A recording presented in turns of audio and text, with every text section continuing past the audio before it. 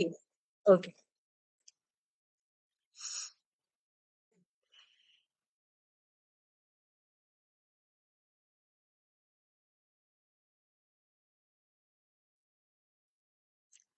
आप सभी को अमृत बिसारिया का इस बार दुबई से नहीं, भारत से नमस्कार। नमस्कार। अमृत प्रवाह अंतर्राष्ट्रीय साहित्यिक एवं सांस्कृतिक मंच दुबई के मन के आईने से खास बातचीत में एक नया एपिसोड लेकर समाज, बच्चे, आप और हम, आप सभी के समक्ष उपस्थित हो रही हूँ। बच्चों में नैतिक मूल्यों और सद्गुणों का संचार हो, यही सच्ची शिक्षा का आधार है। अतः आज हमारे मन के आईने से खास बातचीत एपिसोड के विचार विमर्श का उद्देश्य यही है कि नई पीढ़ी में संस्कार ज्योति प्रज्वलित हो, ताकि वे न केवल ज्ञानवान ही बने बल्कि चरित्रवान भी बने। मन के आईने से बातचीत करते हुए हम वह सब कुछ जानने की कोशिश करेंगे जिससे हम सभी एक उज्जवल भविष्य की ओर बढ़े। स्वयं को तौलते हुए हम अपने आप को एक्सक्यूज नहीं कर सकते हैं। स्वयं को तौलते हुए हम एक उज्जवल भविष्य की तरफ बढ़े। और सभी विद्वान साहित्यकारों का हृदय से अभिनंदन करती हूँ। वरिष्ठ धन्यवाद। साहित्यकार कुसुम सिंह अविचल जी, भारत से। मूर्धन्य साहित्यकार ज्ञानचंद्र मर्मज्ञ जी, भारत से। मातृत्व की नया आयाम देती हुई पुष्पा सिंह जी, दुबई से। आप सभी के उपस्थित इस मंच की शोभा और सार्थकता बढ़ाती है। आपके विचार बच्चों में संस्कार जागृत की दिशा में प्रेरणा स्रोत बनेंगे। आप सभी का अंतर मन से स्वागत, वंदन, अभिनंदन करती हूँ। माँ शारदे मंच पर विराजमान हो और उनका आशीर्वाद हमें प्राप्त हो, इसके लिए मैं अपनी सम्माननीय अतिथि आदरणीय पुष्पा सिंह जी से आग्रह करूंगी कि आप माँ के श्री चरणों में कुछ शब्द पुष्प अर्पित करें। स्वागत है आपका आदरणीय, स्वागत है। धन्यवाद। धन्यवाद आदरणीय अमृत बिसारिया जी, अध्यक्ष महोदय, आप लोग सभी अध्यक्ष के मंच पर ही आसीन हैं और आप इतने सम्मानित अतिथिगण हैं, इतने विद्वान कि जिनकी किस प्रकार से मैं प्रशंसा करूं, शब्द नहीं है। हमारी कार्यक्रम की शुरुआत करने हम जा रहे हैं और सभी इस बात को जानते हैं कि ज्ञान की देवी माँ सरस्वती के स्मरण के बिना हमारा कार्य प्रारंभ नहीं होता है। तो हमारी भारतीय परंपरा है और इसी का निर्वहन करते हुए मैं माँ सरस्वती का, माँ शारदे का, जो श्लोक आप सभी लोगों को बहुत अच्छे से याद है, आप इसको फिर से एक बार सुनिए। या कुंदेन्दु तुषारहार धवला, या शुभ्रवस्त्रावृता,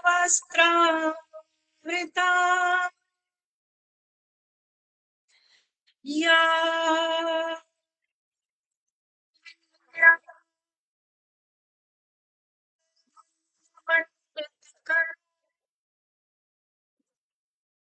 या श्वेत पद्मासना, या ब्रह्माच्युत शंकर प्रभृतिभिः देवैः सदा वन्दिता, सा मां पातु सरस्वती भगवती निःशेषजाड्यापः।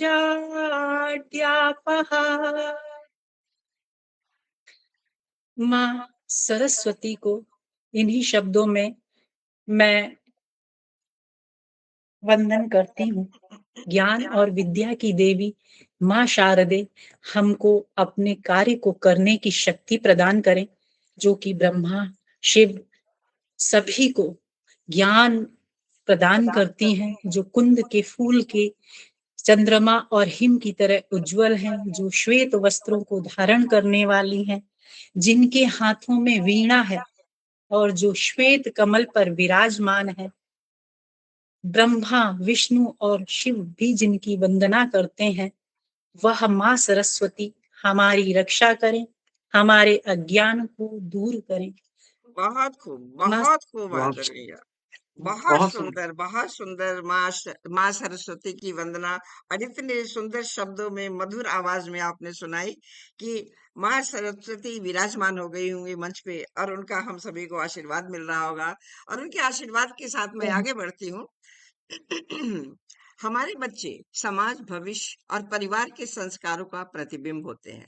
जिस प्रकार एक बीज को उचित देखभाल मिलती है तो वह एक वट वृक्ष बन जाता है, उसी तरह बच्चों को यदि सच्चे मूल्य, अनुशासन और नैतिकता का माहौल दिया जाए तो वे एक आदर्श नागरिक बनते हैं।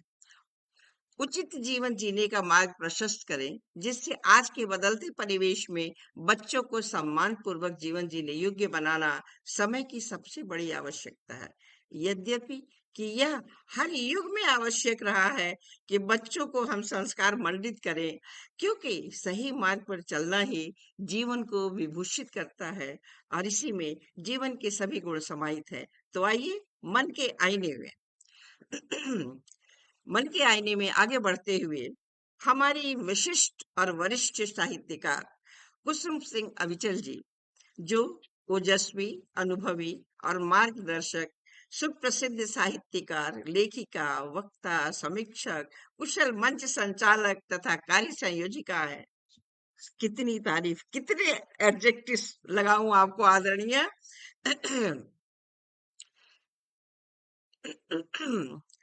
और पंजाब नेशनल बैंक से सेवानिवृत्त अधिकारी हैं। विद्या वाचस्पति, विद्यासागर और साहित्य शिरोमणि जैसी उपाधियों से अलंकृत है। आदरणीय, आपके अनुसार बच्चों में संस्कार की नींव किस आयु में रखनी चाहिए और इसका आरंभ कैसे किया जा सकता है? कोई बच्चा जब इस दुनिया में आता है, जन्म लेता है, तो उस समय तो वो बिल्कुल एक कोरा कोरा कागज़ होता है, जैसे बिल्कुल एक कच्ची मिट्टी होता है। वो यहाँ आकर के हमारे इस वातावरण में अपने को समायोजित करता है। हवा, पानी, आवाज़, कई छोटी-छोटी जो प्रारंभ में होती हैं, आवाज़ सुनता है, वो अपना इधर-उधर देखता है कि कहाँ से आ रहा है, क्या हो रहा है। तो इस तरह करके बच्चा जब जन्म लेता है, तो मुझे लगता है कि शुरू में तो संस्कार तो उसको का कोई वो औचित्य नहीं है, मतलब वो यही सब देखता है कि कहाँ से क्या हो रहा है। लेकिन जब वो कुछ-कुछ थोड़ा-सा जब सँभलने लगता है, महीने 2 महीने का हो जाता है, तो मुझे लगता है हम सब माएँ हैं, तो हम सबको थोड़ा-थोड़ा अनुभव भी है। कि जब थोड़ा-थोड़ा चैतन्य हो जाता है, कुछ संकेत की भाषा, जैसे कहीं अगर आवाज़ आती है तो उधर चेहरा करता है कि उसको समझ में आता है इधर से आवाज़ आ रही है, इधर से आवाज़ आ रही है, या क्या है, या जब किसी को हँसता देखता है तो उसके चेहरे पर भी कुछ प्रसन्नता के क्षण दिखाई देते हैं। तो मतलब बच्चे के अंदर जैसे जो संवेदनशीलता होती है, सेंसेशन जो होती है, उसका विकास होने लगता है। तो मुझे लगता है कि जब बच्चा संकेत से, जैसे हम लोग कहते हैं, "आ जा, आ जा", तो बच्चा आ तो उसको समझ में आता है कि हमें जाना है, या हम लोग कुछ नाराज़ आपस में या कोई बात होती है तो वो ऐसे चौकन्ना जी, होके देखता है क्या हो रहा है। तो वो जो स्थिति होती है तो वहाँ पर संस्कारों का हमें उस समय बहुत ध्यान रखना पड़ता है। जैसे बच्चा अगर दूध पी रहा है, तो दूध पीते-पीते वो गिराता भी है साइड से, इधर-उधर से। तो हम लोग जैसे उसको, यही छोटे-छोटे संस्कार हैं जो जन्म के समय बच्चों को दिए जाते हैं। बच्चों की नींव यहीं से पड़ती है कि जैसे दूध नहीं गिराना है, ऐसे नो, नो ऐसा करके, जैसा जो हम लोग माताएँ करती रहती हैं। जी, तो इस तरह के, या वो अगर जैसे पानी से खेल रहा है, थोड़ा और बड़ा हुआ, पानी से खेल रहा है, उसको कहा नहीं ये ऐसा करके, तो यही संस्कार जन्म के समय तो यही संस्कार होते हैं बच्चों को। और चल रहा है, कहीं गिर रहा है, कहीं कीचड़ में पैर रख रहा है, कहीं कुछ कर रहा है, तो यही सब करना होता है जन्म के समय। तो ये सब हमारा माताओं का दायित्व होता है, क्योंकि हमको ईश्वर द्वारा ये दायित्व दिया गया है, क्योंकि बच्चा हमारे ही कोख में 9 माह पलता है। तो पहली बात तो बच्चा, जैसे कहते हैं, हम अगर अभिमन्यु का उदाहरण लेते हैं, तो बच्चा शायद पेट से ही वो शिक्षा लेता है, माँ के गर्भ से ही कुछ-कुछ सीखता है। तो माँ जैसा शिक्षण करती है, मतलब उस गर्भावस्था में हमारे जो गायनेकोलॉजिस्ट होती हैं, जो हमारी प्रसूति जो डॉक्टर्स होती हैं, वो बताती हैं कि उस समय माताओं को ना तो क्रोध करना चाहिए, बड़ा प्रसन्न रहना चाहिए, खान-पान भी बड़ा स्वस्थ रखना चाहिए। ये सब उससे ही बच्चा संस्कार लेता है, उससे बच्चे का डेवलपमेंट प्रभावित होता है, उसका मानसिक या शारीरिक विकास उससे प्रभावित होता है। तो ये हमारी प्रारंभिक चीज़ें हैं और संस्कार का तो जो है और हमें घर से ही मिलते हैं क्योंकि हमारा जन्म ही घर में होता है, माँ की कोख से होता है जन्म। तो हमारे संस्कार या हमें वातावरण जैसे घर में कोई ज़ोर-ज़ोर से बोलता है तो बच्चा सुनता है कि ज़ोर से बोलना, आवाज़ तेज़, तो ये सब चीज़ें थोड़ी छोटी-छोटी रहती हैं जो बच्चा नोटिस करता है, वो बोल नहीं पाता लेकिन नोटिस करता है। मुझे लगता है इस तरह का यही संस्कार जो जन्म बिल्कुल, के समय बिल्कुल सही आदरणीय, बिल्कुल सही आपने कहा कि संस्कार देने की कोई उम्र नहीं होती है। माँ की गर्भ से ही बच्चे को संस्कार मिलने शुरू हो जाते हैं। जैसा कि अभी आदरणीय ने एग्जाम्पल दिया अभिमन्यु के पुत्र का, अभिमन्यु का कि गर्भावस्था में ही उन्होंने चक्रव्यूह वेदन सीख लिया था। और और ये भी सच है कि तभी कहते हैं कि आप यदि गर्भ में आपके बच्चा है तो आपका अपना आचरण भी बहुत अच्छा होना चाहिए, बहुत अच्छे भाव होने चाहिए। और बच्चा जैसे कुछ लोग कहते हैं बहुत छोटे बच्चे हैं, क्या बात करें, लेकिन आप देखिए न्यूली बॉर्न बेबी भी आई कांटेक्ट जरूर आपसे करता है। उसे किसी ने सिखाया नहीं, लेकिन नेचर ने उसे सिखा के भेजा है कि वो आपसे आई कांटेक्ट करता है। जैसे हम लोग बच्चों को पढ़ाते हैं स्कूल में तो बोलते हैं ना कि टीचर जो भी बोल रहा है उसकी आंख में देखो तब तुम्हारी समझ में आएगा। और इसीलिए बच्चा बहुत ध्यान से सुनता है और उसको गुनता है और फिर वो धीरे धीरे स्माइल करता है। तो वहीं से हमारे संस्कार शुरू हो जाते हैं और हमारे परिवार से ही बच्चों को संस्कार मिलता है। बहुत खूबसूरत आदमी है, बहुत खूबसूरत। आगे मैं बढ़ती हूँ। आगे बढ़ते हुए हमारे मूर्धन्य साहित्यकार ज्ञान चंद्र मर्मज्ञ जी अमूल्य हस्ताक्षर के रूप में जाने जाते हैं। समकालीन हिंदी साहित्य के प्रतिष्ठित कवि लेखक है। बनारस के निकट सैदपुर में जन्मे मर्मज्ञ जी की शिक्षा जो है अभियंता शिक्षा है। पेशे से उद्यमी और स्वभाव से संवेदनशील रचनाकार है, इसमें तो कोई शक नहीं। 1986 से कर्नाटक में हिंदी प्रचार प्रसार में आप सक्रिय हैं। आपकी 8 कृतियां प्रकाशित हो चुकी हैं। अनेक राष्ट्रीय अंतर्राष्ट्रीय मंचों से सॉरी पत्रों से सम्मान पत्रों से आपको नवाजा गया है। तो आदरणीय, मन के आईने में देखते हुए आज की शिक्षा प्रणाली में नैतिक और मानवीय मूल्यों को शामिल करने के लिए क्या क्या उपाय आवश्यक है आदरणीय? सबसे पहले तो मैं आपका आभार प्रकट करता हूँ कि आपने इस बहुत ही महत्वपूर्ण कार्यक्रम में मुझे सहभागिता का अवसर प्रदान किया और इस समय जितने भी श्रोता जुड़े हुए हैं, सबका मैं अभिनंदन करता हूँ, स्वागत करता हूँ। आज की शिक्षा प्रणाली में नैतिक और मानवीय मूल्यों को शामिल करने के क्या उपाय हैं? ये तो सचमुच आपने ऐसा प्रश्न किया है जिसका उत्तर आज का समय भी ढूँढ रहा है और ये बहुत ही नितांत आवश्यक प्रश्न है। देखिए, इसके लिए हमें ज़रूरी है कि ये जानें कि नैतिक मूल्य क्या हैं? जी। जीवन में नैतिक मूल्य क्या हैं? नैतिक मूल्य मैं समझता हूँ कि सत्य, अहिंसा, ईमानदारी, करुणा और दया और कर्तव्य परायणता, सम्मान भाव, सहयोग और परोपकार। अगर मैं समझता हूँ कि इन गुणों को अगर बच्चा अगर इसका छोटा अंश भी अगर आत्मसात कर लेता है, तो मैं समझता हूँ कि वो नैतिक गुणों को अपने जीवन में उतार सकता है और इसके साथ ही जो मानवीय गुण है, जो प्रेम, करुणा, दया, उदारता, ये सारे गुण जो आते हैं, क्षमा का भाव, परोपकार और समानता का भाव, ये सारे जो भाव हैं, उसके मन में होने चाहिए। तो इसके लिए मैं ये समझता हूँ कि जो जैसे आज जो ज्ञान विज्ञान की जो अंधी दौड़ है, जी। उसमें बच्चे को हम मतलब बच्चा मजबूर होता है उसमें जाने के लिए और फिर उससे निकलना उसके लिए बड़ा मुश्किल होता है और हम ये नहीं समझते कि हम बड़े-बड़े स्कूल, कॉलेज और महाविद्यालय में उसका एडमिशन तो करा दिए, जी। जी। लेकिन मन के अंदर जो एक पाठशाला है, उसमें उसका एडमिशन कराना हम भूल जाते हैं। बच्चा अपने अंदर कभी झाँकने का प्रयास करता ही नहीं है। उसे ये नहीं पता होता है कि हमारे अंदर क्या चल रहा है और वो बस जो आज समाज में जो एक दौड़ का जो माहौल है, उसमें वो बंध के रह जाता है।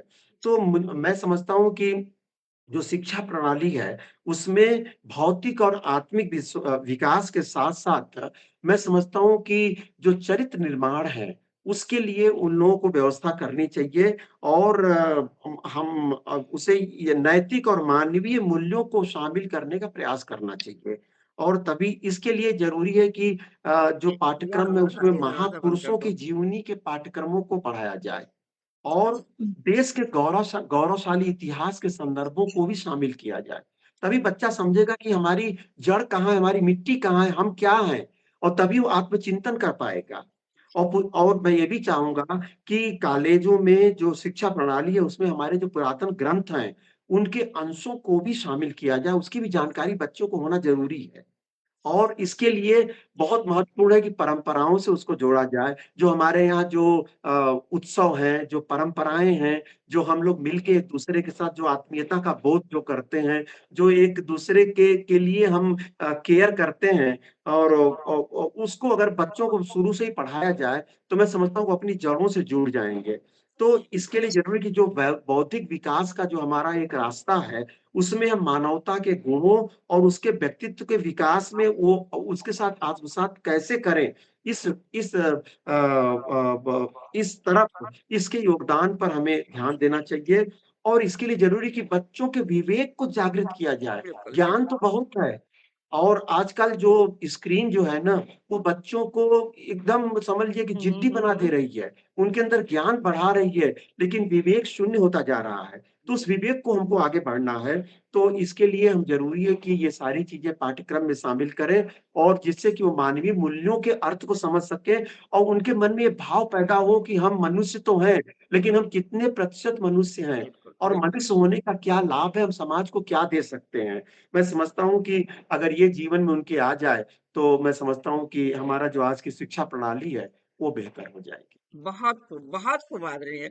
बहुत सुंदर और विस्तृत तरीके से आपने समझाया कि बच्चों में नैतिकता और मानवीय मूल्यों का समावेश कैसे हो। यहाँ पे भी हम अपने परिवार पे ही आते हैं, जहाँ से बच्चों का पालन पोषण शुरू होता है या जिस परिवार में बच्चा पैदा होता है। तो बच्चा जो परिवार में देखता है वही सीखता है। हम बच्चे को नैतिक शिक्षा दें या कोई क्लास लें, कोई पीरियड ऐसा हो जिसमें बच्चों को ईमानदारी, सहयोग, सहानुभूति सिखाया जाए।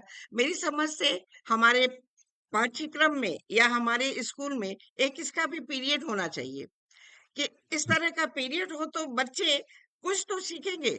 और सबसे पहली बात तो 5 साल तक हमने जो बच्चे को सिखा दिया या हमारे व्यवहार को, घर के व्यवहार को, परिवार के व्यवहार को देख करके बच्चे ने सीखा, वो लाइफ लॉन्ग एग्जिस्ट करता है बच्चे में। बच्चा वो उसे कभी नहीं भूल सकता है। तो यही चीज हमने उसको परिवार से यदि बच्चे में ट्रांसफर कर दिया है, दे दिया है, तो किसी भी विद्यालय में जाए, किसी भी कॉलेज में जाए, किसी भी विश्व में जाए, क्योंकि हम तो रिप्रेजेंटेटिव होते हैं, हम कहीं भी जाएं, हमारा व्यवहार, हमारा संस्कार ही हमारा परिचय देता है कि हम क्या है, कैसे हैं। बहुत खूबसूरत, बहुत सुंदर आपका जवाब रहा आदरणीय। और हमारे मंच के उस पार से काफी विशिष्ट साहित्यकार जुड़े हुए हैं। मैं आप सभी को नमन, वंदन, अभिनंदन करती हूँ। और आदरणीय गीता खत्री जी, बहुत बहुत धन्यवाद आदरणीय आपको। सभी को सादर नमन कर रही हैं। रत्ना श्रीवास्तव जी भी जुड़ी हैं, बहुत बहुत धन्यवाद आपका आदरणीय। अंकुर त्रिवेदी जी, बहुत धन्यवाद, बहुत धन्यवाद। और अपने अपने अच्छे अच्छे कमेंट से हम सभी को आशीर्वचन दे रहे हैं। हमारे आदरणीय सुरेश नीरो जी भी जुड़ गए हैं, बहुत बहुत वंदन नमन आदरणीय आपको। बहुत सुंदर कह रहे हैं आप। और प्रशंसा कर रहे हैं। जयप्रकाश शर्मा जी भी जुड़ गए हैं, बहुत बहुत धन्यवाद आदरणीय आपका। मीना हजेला जी भी जुड़ी हुई हैं और एक से एक बढ़ करके सुंदर से सुंदर कमेंट्स आ रहे हैं और अच्छे अच्छे कमेंट्स देते जा रहे हैं। कन्हैयालाल भ्रमर जी भी जुड़ गए हैं, बहुत बहुत धन्यवाद, स्वागत है आप सभी का। बहुत बहुत स्वागत, बहुत बहुत धन्यवाद। अच्छे अच्छे कमेंट्स आप देते जा रहे हैं। मेरा गला आज कुछ खराब है। रूपचंद शास्त्री जी भी जुड़ गए हैं। नमन वंदन आदरणीय, आपको बहुत बहुत धन्यवाद आपका। रेखा शर्मा जी भी जुड़ी हुई हैं। बहुत धन्यवाद आदरणीय आप सभी को जुड़ने के लिए और अच्छे अच्छे कमेंट से हर्ष उत्साह बढ़ाने के लिए। बहुत सुंदर सुंदर कमेंट्स आते जा रहे हैं। आप सभी को बहुत बहुत धन्यवाद। और आगे बढ़ती हूँ मैं। आगे बढ़ते हुए मातृत्व को नया आयाम देती हुई आदरणीय पुष्पा सिंह जी, आप हिंदी की समर्पित शिक्षिका हैं। एमए बीएड आपने किया है और आप बेस्ट टीचर अवार्ड से सम्मानित हैं। लेखन, भाषण और काव्य पाठ में सक्रिय रहते हुए हिंदी विभागाध्यक्ष के रूप में निरंतर शैक्षिक सेवा कर रही हैं आप। आदरणीय, मन के आईने में झांकते हुए, क्या आप मानती हैं कि बच्चे अपने माता पिता का अनुसरण करते हैं? ऐसे में अभिभावकों को किन बातों का ध्यान रखना चाहिए आदरणीय? बहुत सुंदर प्रश्न आदरणीय अमृत बिसारिया मैम जी। बहुत बढ़िया, बहुत ही उत्तम प्रश्न आपने पूछा मुझसे कि बच्चे जो हैं वो अपने माता पिता का अनुसरण करते हैं। तो सभी इस बात से परिचित हैं कि बच्चे अपने पेरेंट्स का ही अनुसरण करते हैं। असर जरूर होता है उन पर अपने दोस्तों का, लेकिन जब उन्हें निर्णय लेना है तो वो अपने माता पिता का ही अनुसरण करते हैं। सबसे पहले जैसे परिवार जो है बच्चों की पहली पाठशाला है, उसमें बच्चे जो हैं वो हर संस्कार को सीखते हैं और सीख करके आगे की तरफ बढ़ते हैं। यदि माता पिता घर में जिस प्रकार का व्यवहार करते हैं, बच्चे वो ही बात अपने आप में सीखते हैं और आगे की तरफ वो बोलते कुछ नहीं है उस वक्त, वहां वो कुछ नहीं बोलेंगे क्योंकि उन्हें ये पता है कि उनका बोलना व्यर्थ है। और ऐसा न करके बच्चे अपनी बात को सीधे के सीधे मन में अंतरतम में दबा लेते हैं। ऐसा दबाने के लिए की वजह से उनके अंदर जो भावनाएं जागृत होती हैं, वो भावनाएं उनको गलत व्यवहार की तरफ प्रेरित करती हैं। ले जाना। उनका जो व्यवहार है वो परिवर्तित हो जाता है माता पिता के व्यवहार के कारण से। बच्चे जब अपने परिवार में, अपने घरों में सही तरीके का माहौल नहीं पाते, तो वैसा ही व्यवहार वो दूसरे के साथ करने को प्रेरित होते हैं। और उस उससे वो समाज में जो साथ, सहयोग, अपनापन जो माता पिता से उन्हें मिलना चाहिए था, वो न मिलने के कारण वैसा ही वो समाज को देते हैं। इस प्रकार से हम बिल्कुल ये कह सकते हैं कि जो माता पिता की प्रतिलिपि के रूप में बच्चे समाज को अपना योगदान देते हैं। बहुत खूब आदरणीय, बिल्कुल सही कहा आपने।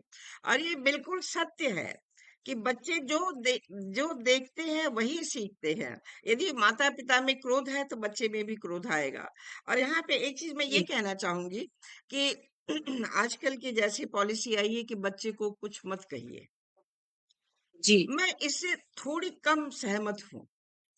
हम ये तो बच्चों को बिल्कुल। बताए ना कि ये गलत है या ये सही है, तुम ये करो। हुँ, क्योंकि इतना हुँ, बताना और बच्चे को गाइड करना बहुत जरूरी है ताकि वो समझ सके कि क्या सही है क्या गलत है।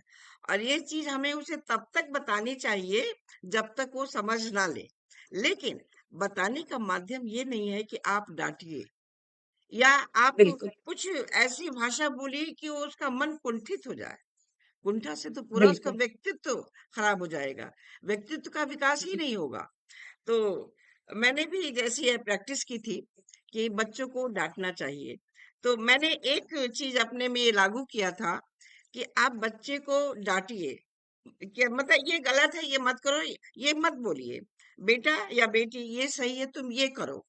या कभी आपको कभी कभी होता है बच्चे नहीं भी सुनते हैं तो कभी गुस्सा, अरे क्या कर रहे हो, तो बच्चा रोना शुरू कर देता है। लेकिन आप उस बच्चे से पूछिए कि बेटा मम्मा ने या पापा ने आपको क्यों डांटा, तो बच्चा खुद ही बताएगा कि मम्मी मुझसे ये गलती हुई थी इसलिए आपने मुझे डांटा। मतलब उसके मन के अंदर कुंठा बिल्कुल नहीं बनेगी, क्योंकि वो समझ जाएगा कि ये मैंने ठीक नहीं किया, मुझे इसलिए डांट पड़ी। अदरवाइज उसका माइंड यही सोचता रहेगा कि हमें क्यों डांट पड़ी, बेकार में हमें डांट पड़ी। और फिर आगे थोड़ा बड़ा हो जाता है तो यही बोलता है आप तो हमेशा ही डांटते रहते हैं बेकार में। तो छोटी छोटी चीजें हैं जो केवल हमारे अपने व्यवहार से बच्चे बहुत कुछ सीखते हैं और आगे बढ़ते हैं। और इस तरह से हम कह सकते हैं कि बच्चे माता पिता से बहुत कुछ सीखते हैं। और यदि उनको और वहां पे जी और उनको वहां पे कुंठित हो जाते हैं तो फिर वो बाहर से बहुत कुछ सीखते हैं। और बाहर कभी कभी गलत भी बच्चों के साथ फ्रेंड्स हो जाते हैं या कुछ है, तो हमें वॉचफुल भी रहना बहुत जरूरी है। पेरेंट्स को वॉचफुल भी रहना जरूरी है कि बच्चे के कौन से फ्रेंड्स हैं और कैसे है और किस राहों पे वो चल रहा है और स्कूल या कॉलेज में कैसा है। आज के लिए बहुत अच्छा सिस्टम है, parents teachers meet. Yes ma'am. Parents teachers meet होना जी बहुत जरूरी है, जिससे कि जी पेरेंट्स भी अपने बच्चों के बारे में जानते हैं, या पेरेंट्स को लगे कि हमारा बच्चा ये नहीं सीख रहा है या ये नहीं जानता है या बहुत अच्छा है, तो आप वहां पे खुल करके बात कर सकते हैं। बहुत अच्छा आदरणीय, बहुत सुंदर जवाब। और मंच काफी अच्छे अच्छे कमेंट से आगे बढ़ता जा रहा है।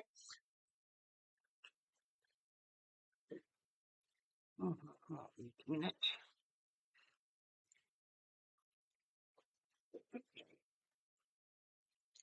यहाँ पे हमारा पहला राउंड समाप्त होता है। मन के आईने से झांककर बच्चों का व्यक्तित्व गढ़ना, उनके भीतर के गुण भावनाओं और संभावनाएं पहचानना है। उन्हें संस्कार, संवेदना और आत्मविश्वास देना ही उनके व्यक्तित्व का सच्चा निर्माण है। जब बच्चा स्वयं को समझता है तभी उसका व्यक्तित्व उज्जवल, संतुलित और समाज उपयोगी बनता है। जैसा कि आदरणीय ज्ञानचंद जी ने कहा कि स्वयं को पहचानिए, मतलब बच्चा स्वयं को जाने कि मैं क्या हूँ, मेरे क्या गुण है, मेरे क्या अवगुण है। और बच्चा ही क्यों, हम पेरेंट्स को भी स्वयं जानना बहुत जरूरी है कि हम कैसे हैं और हमारे गुण और हमारे अवगुण हमारे में क्या है। तो ये बहुत जानना जरूरी है बच्चे का भी, तभी पूर्ण व्यक्तित्व का विकास होता है।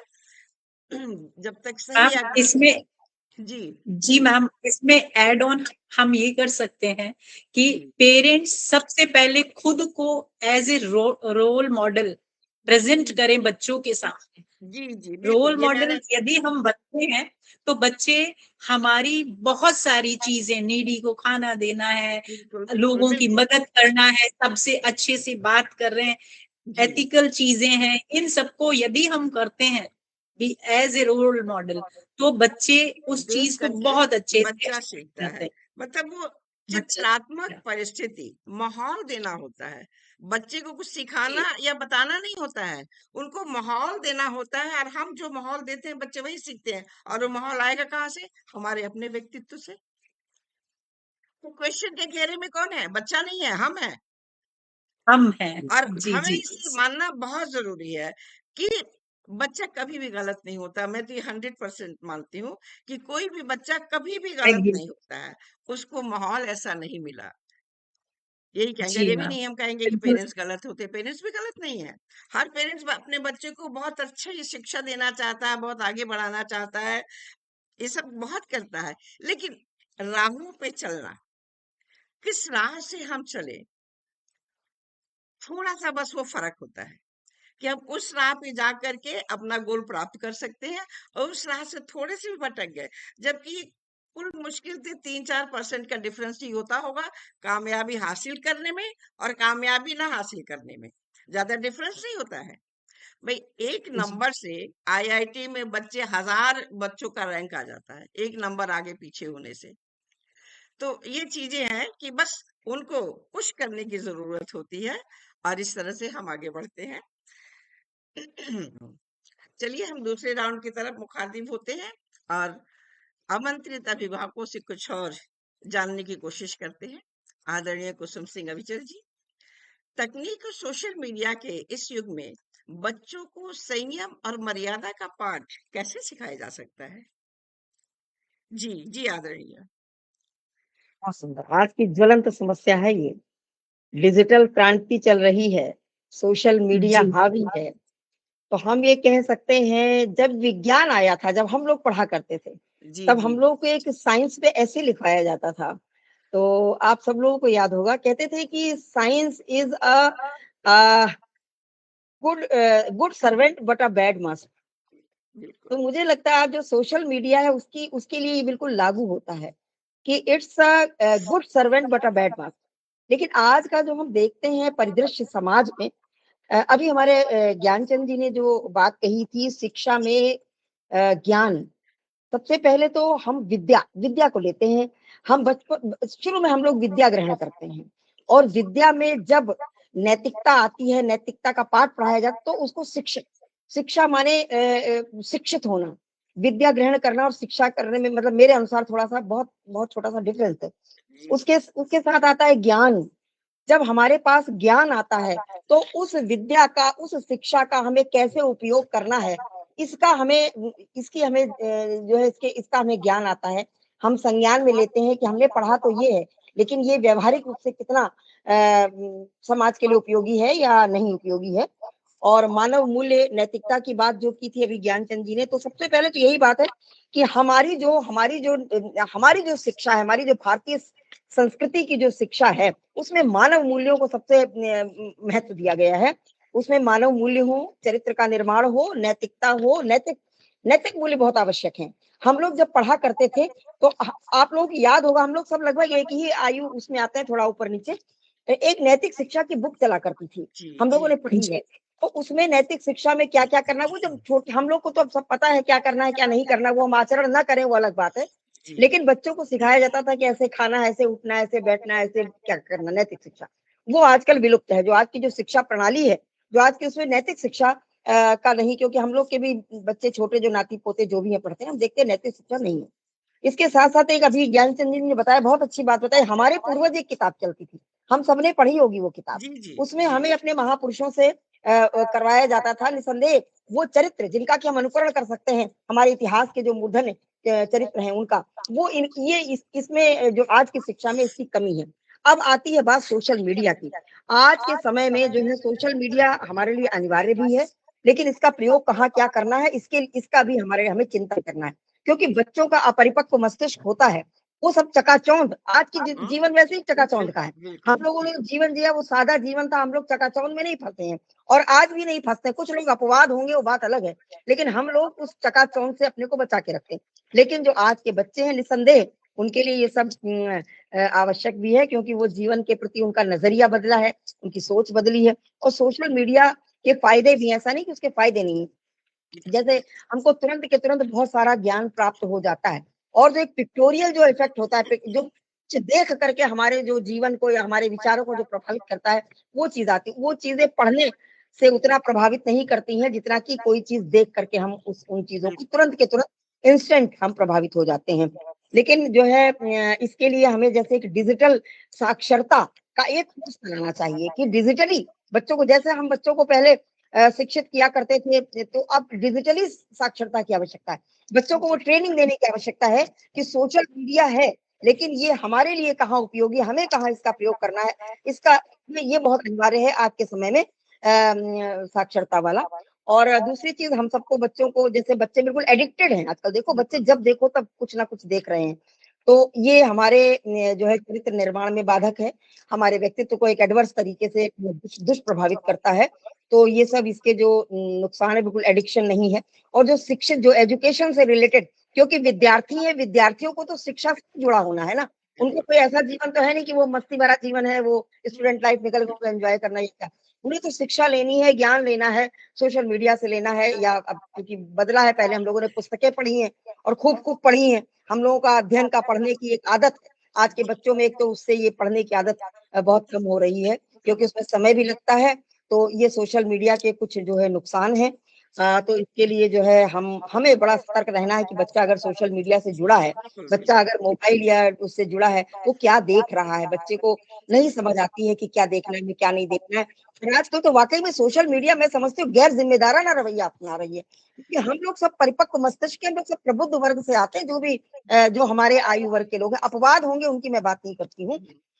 कि रीलें दिखाई जाती हैं, तो इस पर मुझे लगता है सरकार को या जो भी हमारा ये जो इन्फॉर्मेशन और इसका जो विभाग है हमारा उसको प्रचार-प्रसार वाला जो सूचना मंत्रालय है, उसको इस पर कुछ अंकुश लगाना चाहिए। जी, क्या-क्या जी। रीलें बच्चे देखते हैं? बच्चे जो है अपरिपक्व मस्तिष्क उनसे क्या-क्या शिक्षा लेता है, क्या करता है? तो सोशल मीडिया का जो आपने जो मुझे सोशल मीडिया पर बात करने की बात की है, तो इस पर ये सब होने चाहिए, इसका मॉनिटरिंग होनी चाहिए सरकार की तरफ से या हमारे सामाजिक जो प्रबुद्ध वर्ग हैं उनकी तरफ से। और अन्यथा क्योंकि समय का परिवर्तन है, प्रगतिशील है, हमें प्रगति तो बिल्कुल, करनी ही है। हम लकीर के बिल्कुल। फ़कीर परंपराओं की बात अभी की थी ज्ञानचंद जी, परंपराओं का हमें निर्वहन करना है बिल्कुल, क्योंकि हमारी जो परंपराएँ, हमारे जो तीज त्योहार हैं, हमारी जो जी, तो वो जो है वो उनका हमें निर्वहन करना है, लेकिन समय के साथ परिवर्तन भी आवश्यक है, लकीर के फ़कीर नहीं, उसमें कुछ परिष्कार की आवश्यकता है हमें बिल्कुल। उसमें और जॉइंट परिवार इसमें बहुत बड़ा सहयोग निभाते रहे हैं, आजकल एकल परिवार है, तो वो भी बच्चों के लिए बड़ा नुकसानदायी है। जी, मेरे बिल्कुल, पेरेंट्स बिल्कुल। होते थे, दादा-नानी सब निगाहें रखते थे बच्चा क्या कर रहा है। बिल्कुल। अब क्या है माता-पिता हैं, दोनों जॉब कर रहे हैं, वो अपने जीवन में मस्त हैं, बच्चे अपने हम आज परिवेश देखते हैं ऐसा आज के ज़माने जी, अपवाद होंगे उनकी ही हम लोग करते बिल्कुल, हैं। बिल्कुल, बिल्कुल आप सही कह रहे हैं कि आजकल का जैसा परिवेश है, दोनों पेरेंट्स वर्किंग हैं। दोनों पेरेंट्स वर्किंग है ये भी सच है। लेकिन जब हम अपने काम से फुर्सत पाते हैं या हम घर आते हैं, तो बजाय हम अपने फ्रेंड्स या गॉसिप के मोबाइल में बिज़ी होने के, हम बच्चे के पास हम जी, बच्चे के साथ हों। मतलब जो एक क्वालिटी ऑफ टाइम हमें देना है बच्चों को 1 घंटा, 2 घंटा, 3 घंटा, तो हम केवल बच्चे के साथ हों। हम और हमारा बच्चा, चाहे बड़ा हो, चाहे छोटा हो। आप देखिए छोटे बच्चे की बात मैं यहाँ पे करूँ तो अरे बच्चे रोते ही हैं। ये कोई फ़ॉर्मूला थोड़ी है कि बच्चे रोते हैं। क्यों रो रहा है? दिमाग में तुरंत ही क्वेश्चन आना चाहिए क्यों रो रहा है? उसे कोई प्रॉब्लम तभी वो रो रहा है। क्योंकि रोना बच्चों की आदत नहीं होती है, ना ये नेचर होता है। और आदरणीय आपने कहा कि हमें जो ये तकनीकी शिक्षा जो है, इसके लिए हमें और भी ज़्यादा वॉचफुल रहने की ज़रूरत है। बच्चे के हाथ में मोबाइल या टीवी हमने पकड़ा दिया और हम निश्चिंत हो जाए कैसे हो सकता है? क्योंकि तो वहाँ एक वास्ट एक समुद्र है जो कि बच्चा कुछ भी खोल के देखेगा तो हमें वॉचफुल रहना चाहिए कि बच्चा क्या देख रहा है हम ये देखें और बच्चे के साथ एज अ फ्रेंडली रहना बहुत जरूरी है। बच्चा थोड़ा बड़ा हो जाता है तो फ्रेंड बन करके ही हमें रहना चाहिए। और आजकल एक चीज मैं ये भी देखती हूँ कि कुछ लोग संस्कार सभ्यता इस शब्द से जैसे घबराते हो कि कोई बहुत बड़ी पुरानी चीज है जो हमारे बुजुर्ग बैठ करके हमें भाषण देंगे।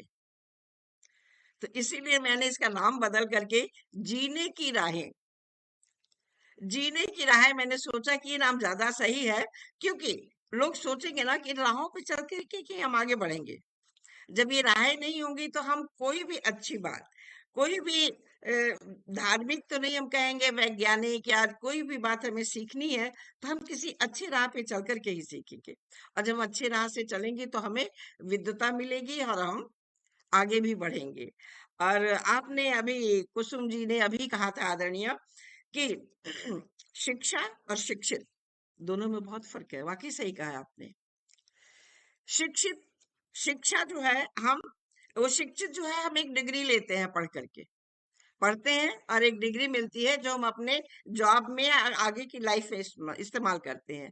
लेकिन हमारे दिमाग में हमारा जो मेंटल स्टेटस है हमारे दिमाग में जो विद्या है जो शिक्षा है जो धारणा है वो एक अलग चीज है। पहले देखिए लोग एजुकेटेड नहीं होते थे बहुत ज्यादा लेकिन दिमाग कितना शार्प होता था कितने समझदार होते थे वो लोग। तो ये सब चीजें हैं। और एक पॉइंट थोड़ा सा मैं ये भी कहना चाहूंगी कि मुझे लगता है कि 8th क्लास से कुछ प्रैक्टिकल टाइप की भी एजुकेशन होनी चाहिए कि बच्चे 8th क्लास करने के बाद कुछ प्रोजेक्ट करें या कुछ ऐसी चीज करें जो अपनी जीविका भी अर्न कर सके। नौकरी मिलना और काम में व्यस्त होना भी आजकल के बच्चों के लिए बहुत जरूरी है क्योंकि यदि जॉब नहीं है तो कहते हैं ना कि खाली दिमाग शैतान का घर होता है, और नेचुरली कोई भी क्या करेगा। आज हम नहीं यहाँ पे बैठ के हम सभी लोग डिस्कस करते, हम भी क्या करते, कुछ कुछ ही सोचते, क्या सोचते नहीं मालूम। तो इसलिए व्यस्त रहना बहुत जरूरी है, बच्चों को नौकरी मिलना बहुत जरूरी है। तो हमारी शिक्षा ऐसी होनी चाहिए जो कि प्रोफेशनल हो और बच्चों को उनकी जीविका प्रदान करे। बहुत सुंदर जवाब आदरणीय। और मैं अब आगे बढ़ती हूँ, और आगे बढ़ते मैं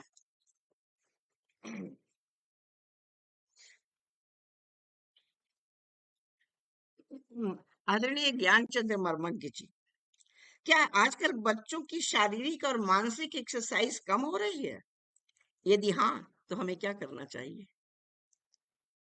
जी, ये तो बिल्कुल सही आपने कहा कि आजकल जो बच्चों की शारीरिक और मानसिक जो एक्सरसाइज़ है, वो बहुत कम हो रही है और इसका वही एक कारण जो स्क्रीन पर बच्चे लगे रहते हैं।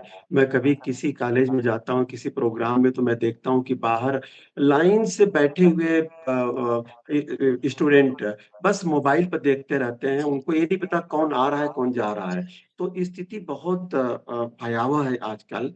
तो इसका एक कारण तो सोशल मीडिया है और दूसरा कारण है कि स्वयं माता-पिता के पास भी समय नहीं है कि वो स्वयं इस बात को एक आदर्श के रूप में प्रस्तुत कर सकें कि शारीरिक और मानसिक एक्सरसाइज़ कितना आवश्यक है बच्चों के लिए। देखिए, अगर शारीरिक एक्सरसाइज़ नहीं होगा, तो व्यक्तित्व का विकास बहुत बिल्कुल मुश्किल है। बिल्कुल। उसके बिना व्यक्तित्व और आत्मविश्वास भी तो बढ़ता है। आत्मविश्वास भी शारीरिक एक्सरसाइज़ से ही बढ़ता है और किसी काम काम के प्रति हमें मन लगता है, लगन और जो विश्वास है, वो शारीरिक एक्सरसाइज़ से ही आता है और व्यवहार में एक सकारात्मकता का जो भाव है, मैं समझता हूँ कि वो भी उसका भी प्रस्फुटन वहीं से होता है। साहस और निर्भीकता तो आती ही है और एक अभिव्यक्ति की एक स्पष्टता जो है, वो भी हमें शारीरिक व्यायाम से मिलता है।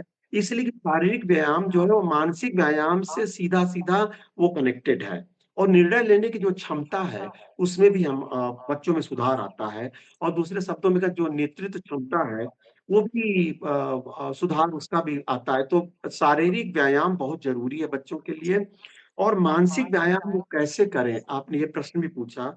तो इसके लिए हमारी कुसुम जी ने भी एक बात कही थी कि बच्चों में जो पढ़ने की आदत है, वो लगभग पूरी तरह समाप्त होती जा रही है।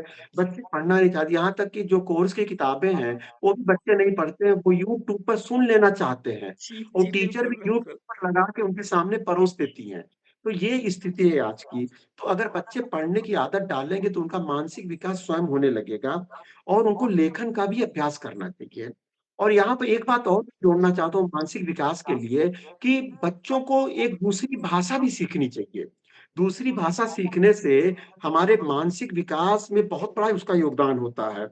और आप सभी लोग जानते हैं कि हम पज़ल और पहेलियों को सुलझाते हैं और किसी प्रश्नों के वाद-विवाद जो प्रतियोगिताएँ होती हैं और जो ध्यान और जो एकाग्रता की जो बात होती है, अगर उसमें बच्चे ध्यान लगाएँ, जो कि बड़ा मुश्किल है इस समय मतलब मोबाइल को 2 घंटे भी छोड़ना बच्चों के लिए जब इतना मुश्किल है, तो ये सब बहुत मुश्किल लेकिन जी, करना बिल्कुल तो बिल्कुल पड़ेगा सही ही। कहा। इसके आगे इसके जो वो चाहे तो अपना ध्यान जो है कुछ संगीत में, कुछ नृत्य में, कुछ नाटक में विदेशों में देखता हूँ जो बच्चे भारत से गए हैं, वो जी खूब वहाँ पर नृत्य कर रहे हैं, वो नाटक में भाग ले रहे हैं, अलग-अलग एक्टिविटीज़ में वो खुद भाग ले रहे हैं, अपने बच्चों में डाल रहे हैं।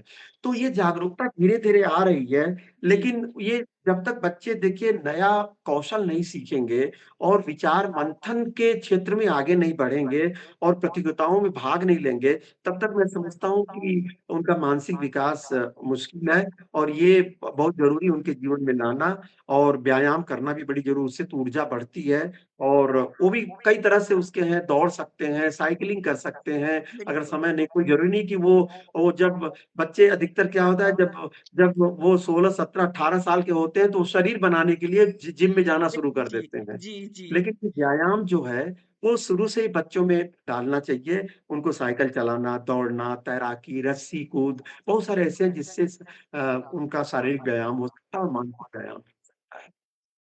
बहुत बहुत बिल्कुल सही कहा आपने आदरणीय, कि मानसिक और शारीरिक व्यायाम बहुत जरूरी है। आजकल आजकल क्या है, कहीं-कहीं हम ये भी देखते हैं कि लोग कहते हैं मैं अपने बच्चों से काम नहीं करवाऊँगा। काम क्या है? यदि एक थैला बच्चा पकड़ के यहाँ से वहाँ रख देता है तो काम तो नहीं है। तो आप बिल्कुल यदि बच्चे से नहीं कुछ कराएँगे, क्योंकि जो बच्चे के माइंड में प्रॉब्लम्स डालना भी बहुत ज़रूरी है।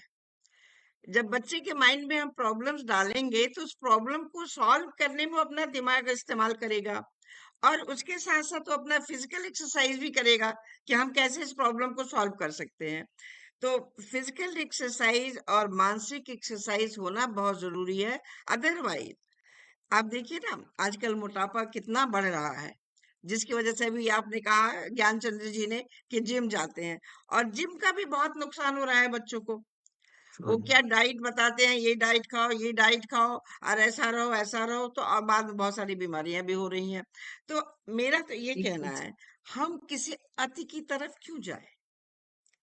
हम एक नॉर्मल बिल्कुल। लाइफ जो जीते आए हैं, उसी लाइफ को क्यों नहीं जिए कि छोटे मोटे घर के काम करना हम करें, इधर उधर आना जाना हम करें, पढ़ाई के समय हम पढ़ाई करें, क्योंकि 24 घंटा तो आप पढ़ेंगे नहीं, और केवल टीवी पे।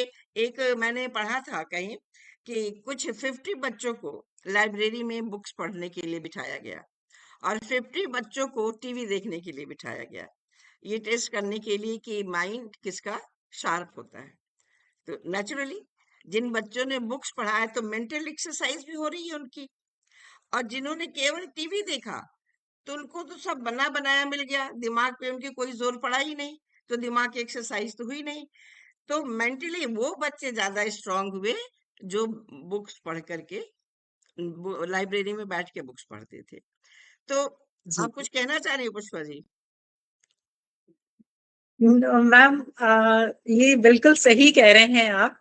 जैसे जब मैं पढ़ा करती थी तो कंटिन्यूअसली पढ़ने के बाद में मम्मी ने देखा ना, मम्मी कहती चलें, अब है ना काफी देर हो गई आपको, अब आप ऐसा करें थोड़ा सा मदद भी कर दें। तो वो तो फिजिकल, आपने मेंटल एक्सरसाइज कर ली, अब फिजिकल कर ले। जी तो जी उस जी। काम को करने में बड़ा आनंद आता था, बिल्कुल मम्मी बिल्कुल। के साथ हेल्प करें सब।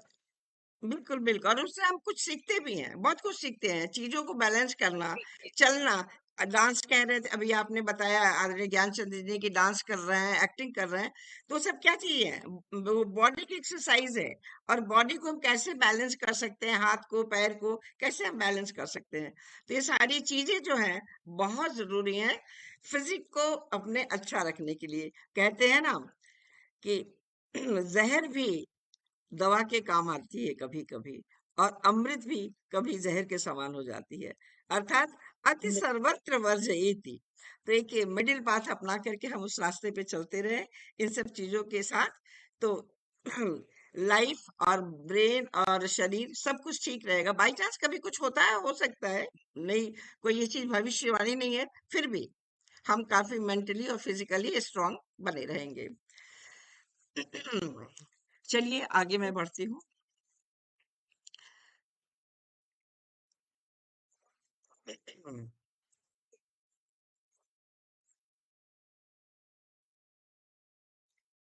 आदरणीय पुष्पा जी, जी अभिभावकों मैम। और शिक्षकों को बच्चों में संस्कार विकसित करने के लिए क्या व्यवहारिक सुझाव आप देना चाहेंगी? बच्चों में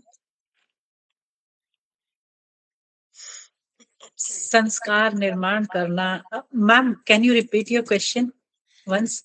अभिभावकों और शिक्षकों को बच्चों में संस्कार विकसित करने के लिए, कि बच्चे हाँ संस्कारी बने, उनके लिए आप क्या सुझाव जी देना जी। चाहेंगी?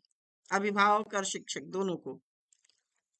दोनों को फर्स्ट तो है कि अ, जो पीटीएम है, पेरेंट्स टीचर मीटिंग, ये होनी चाहिए कंटिन्यू। और इससे जो बच्चे हैं उनकी जो एक्टिविटीज हैं वो पेरेंट्स को पता चलती हैं, वो स्कूल में कैसा व्यवहार करते हैं। कई बार बच्चे ऐसा करते हैं कि घर जा करके झूठी बातें बताते हैं पेरेंट्स को, और पेरेंट्स क्या होता है कि बच्चों की बातों पे यकीन कर लेते हैं, है ना? तो उसमें बड़ा बीच में बच्चे फायदा उठा लेते हैं, और वो ये कि बहुत बार वो ओवरलैपिंग करके बात को बताएंगे, तो पेरेंट्स क्या होते हैं, नाराज हो जाते हैं। ऐसी स्थिति में पेरेंट्स और टीचर का मीट होना बहुत ज्यादा फायदेमंद होता है। इसमें बच्चे की जो ओरिजिनल स्थिति है वो पता चल जाती है कि वास्तव में पेरेंट्स क्या कहना चाह रहे हैं, और उन्होंने बच्चे से क्या कहा और बच्चे ने उनको क्या बोला।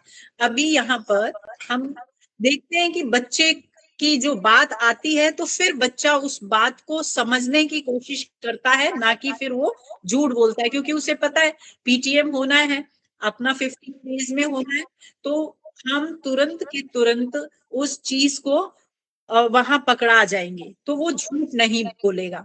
तो उसमें फर्स्ट चीज ये हो जाएगी कि बच्चों के साथ सबसे पहली चीज है, अभिभावक जो है वो बच्चा झूठ ना बोले, उसके साथ क्वालिटी टाइम स्पेंड करें, अच्छी जगह पे उसको बात करें, लेकर जाएं, जिससे वो अपने पेरेंट्स के मन की भावनाओं को समझ सके कि वास्तव में पेरेंट्स हमसे क्या चाहते हैं और मेरी क्या ड्यूटी है ना मैम। सेकंड चीज ये है कि अच्छे एक्शंस की, जो बच्चा अच्छा काम करता है, मान लीजिए पहले बच्चा फेल हो गया, लेकिन अभी उसने पहले से ज्यादा मार्क्स लेकर आए हैं, लेकिन वो क्लास में रैंक नहीं ला पाया, उसका उस दौरान जो इम्प्रूवमेंट हुआ है वो उसका अच्छा गुड एक्शन है, उसके लिए हमें अप्रिशिएट करना चाहिए पेरेंट्स को। पेरेंट्स को पहले से लाइंस नहीं बना लेनी चाहिए अपने दिमागों में कि मेरा बच्चा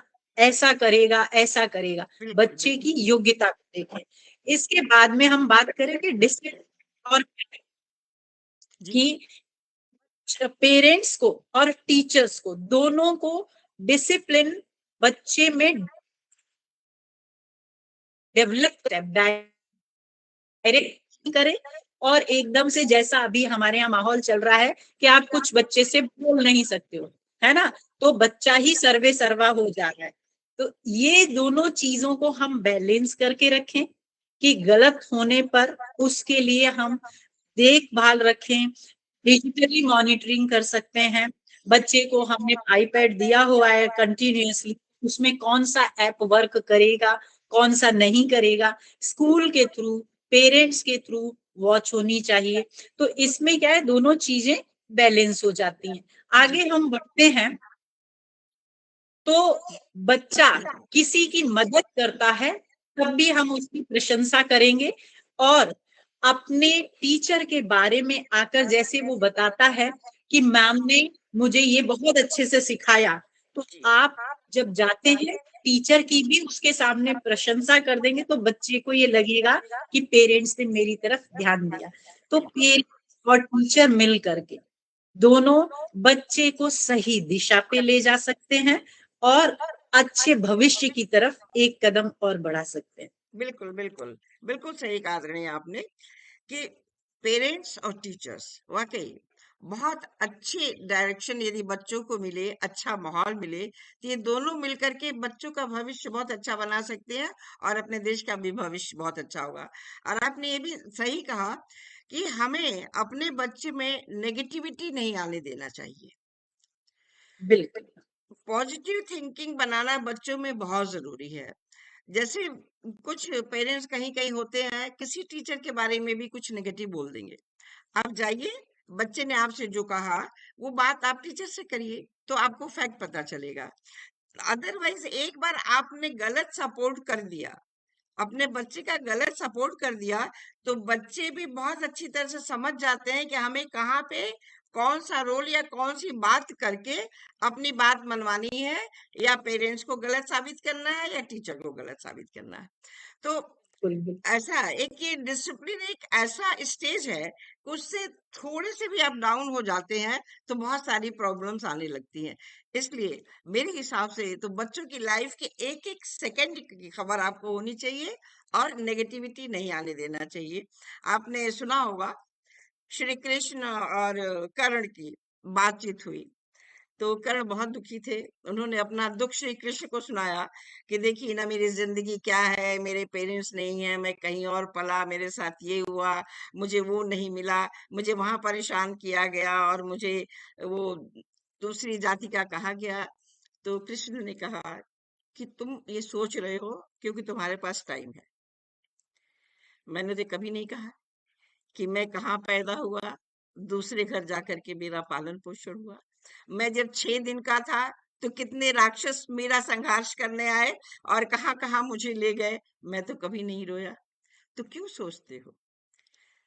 जिंदगी में आगे बढ़ना है तो पॉजिटिव चीज को सोचो कि हम क्या करें तो हम आगे बढ़ेंगे। अरे क्या गलत हुआ इसलिए मैं कहा हूँ, जहां हो वहां से आगे बढ़ो और अच्छी बातें सोचो। तो इसलिए नेगेटिविटी माइंड में बिल्कुल भी नहीं आने देना चाहिए बच्चों के, और जड़ से उसे खत्म करना बहुत जरूरी है। और मुझे लगता है कि आजकल ये नेगेटिविटी थोड़ी ज्यादा बढ़ भी रही है। कुछ लोग ये सोचते हैं हम दूसरे की शिकायत करके बहुत आगे बढ़ेंगे, ये बहुत गलत है। कैसे आप दूसरे की शिकायत करके आगे बढ़ सकते हैं? पॉसिबल तो नहीं है ना।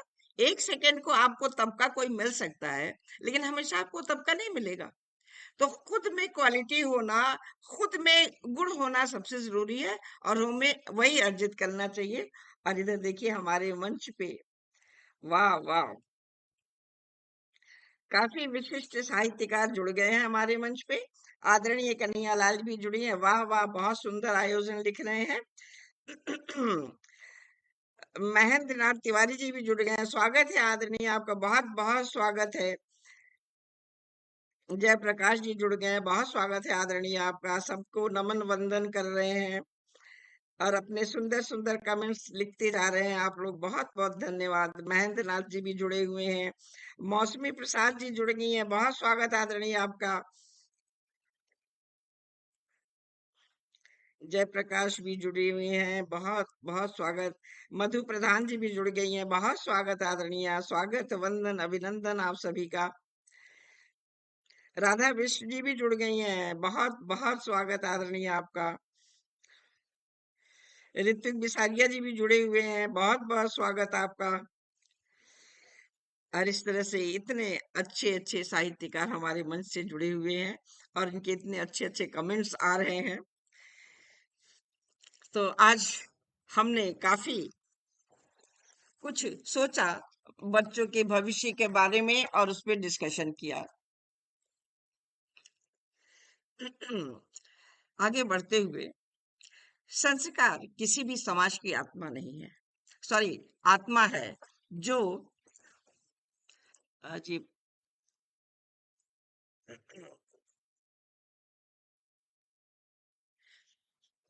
जो बच्चों को केवल शिक्षित नहीं बल्कि सजग, जिम्मेदार और मानवीय बनाती है।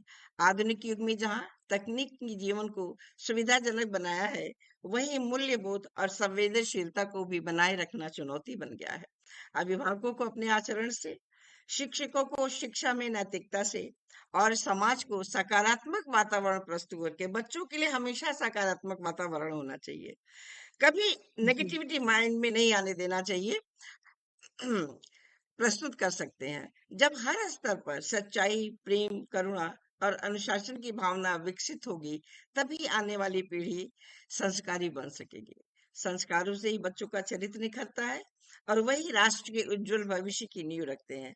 संस्कार कोई अलग विषय नहीं है, बल्कि जीवन जीने की एक ऐसी कला है जो छोटी छोटी आदतों से भविष्य का नींव रखती है, व्यवहार और वातावरण से विकसित होती है। परिवार जहाँ बच्चा पहली बार दुनिया देखता है, अपनी नींव रखता है, जाहिर है नींव का मजबूत होना बहुत जरूरी है। और विद्यालय उस नींव को ज्ञान, अनुशासन और सामूहिक अनुभव से मजबूत बनाता है। आधुनिक तकनीकी युग में मूल्य शिक्षण छात्रों में नैतिक मूल्यों का निर्माण करने के लिए एक प्रक्रिया है।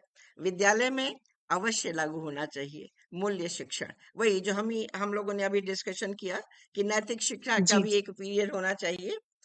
जी जी जीवन की राह खुद बने और बच्चे एक अच्छे और जिम्मेदार नागरिक बन सके, संतुलन, संयम और विवेक सीख सके। नैतिक शिक्षा, सांस्कृतिक परंपराएं, प्रेरक प्रसंग, सेवा भाव और संवेदनशील व्यवहार बच्चों के व्यक्तित्व को उज्जवल मार्ग की तरफ अग्रसित करती है और उनके जीवन को दिशा देती है। अभिभावकों और शिक्षकों का दायित्व है कि अपने आचरण से ऐसे उदाहरण प्रस्तुत करें जो बच्चों के साथ संवाद बनाए और उन्हें प्रेम पूर्वक सही मार्ग दिखाएं।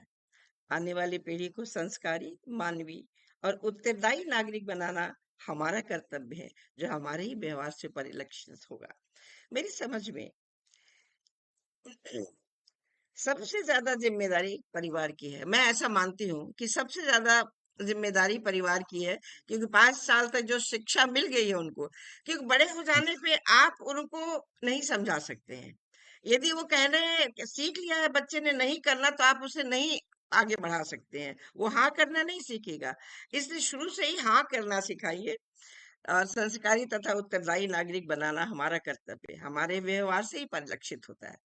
मेरे साथ ज्यादा होता है, बहुत जल्दी सीखते हैं बच्चे। विलियम वर्ड्सवर्थ ने सच कहा था, the child is the father of the man. और यह नींव बहुत मजबूत होती है, जिस पर संस्कार, सभ्यता और मानवता की दीवार मजबूती से खड़ी रहती है। आप सभी श्रेष्ठ श्रोतागण का हार्दिक धन्यवाद।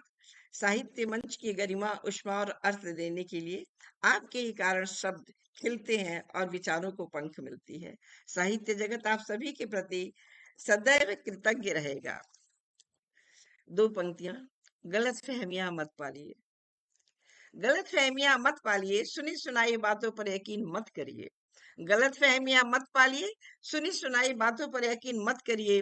हर कहानी के 3 पहलू होते हैं।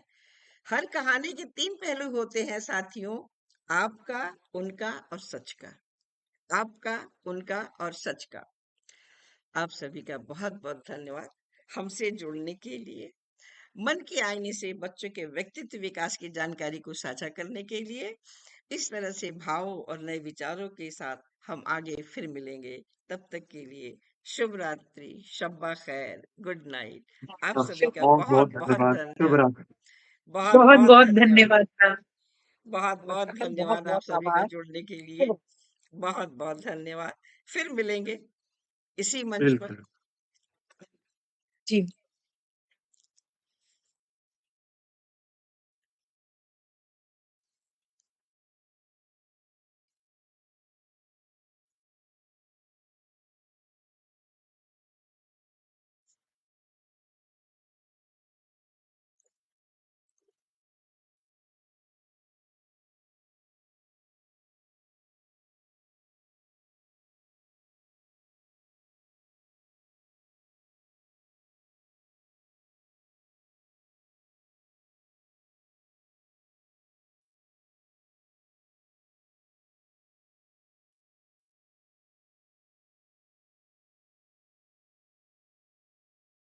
या